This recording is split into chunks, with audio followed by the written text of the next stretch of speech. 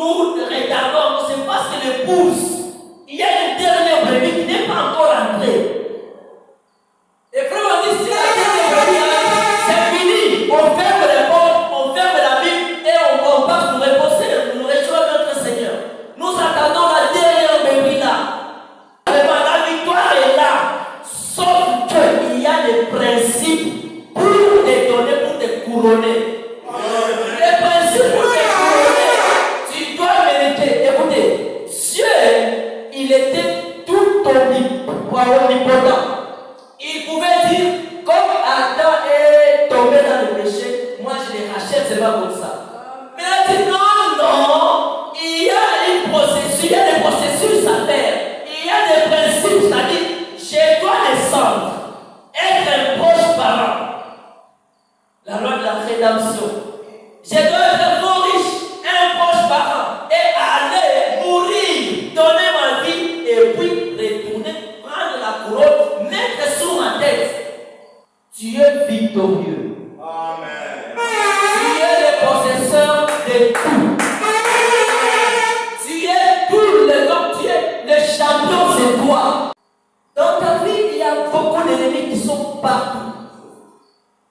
Dans ta propre vie chrétienne, écoutez, ne soyons pas paresseux. Amen. Ne soyons pas paresseux. Amen. Jésus-Christ a dit que tout ce que je demanderai au Père en son nom, il me la donnera. Il me le donnera. Et si je quitte à cette montagne, hors de toi est là.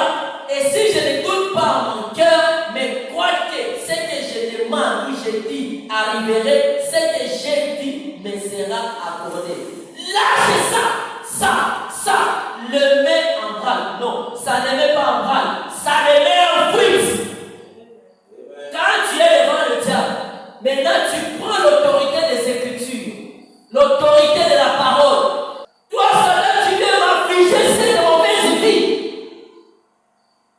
Je te dis, au nom de cette parole, lâche ça. Tu récupères cette partie. Satan, cette mauvaise vie ci ne m'appartient pas. Pourquoi tu veux m'affliger ça? Je t'arrache ça au nom de Jésus. Tu récupères par des paroles ferventes, des paroles de puissance, des paroles de feu, des réclamations, tu réclames ça. C'est pour toi. Samson ne pouvait plus voir là où il pouvait marcher. Même les portes de l'église, tu ne vois plus.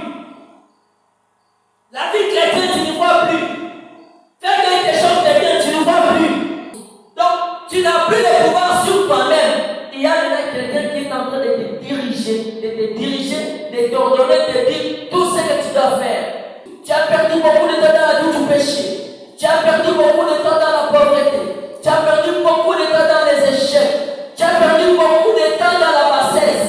Tu as perdu beaucoup de temps dans les critiques. Tu as perdu beaucoup de temps dans les choses qui ne sont pas dignes d'un enfant de Dieu.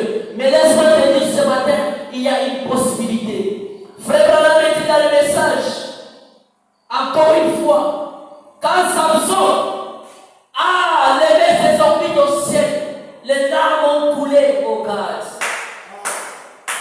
Quand les larmes ont commencé à sortir dans ces orbites-là, il a poussé un cri, il a dit, est-ce que réellement, Seigneur, y a-t-il une possibilité? Frère Branham dit, il y a encore une possibilité pour toi ce matin.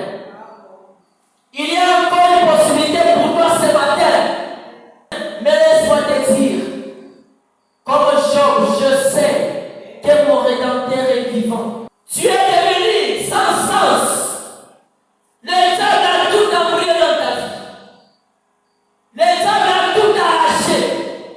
Du cœur laissé dans l'évangile sortiront des nouvelles sectes.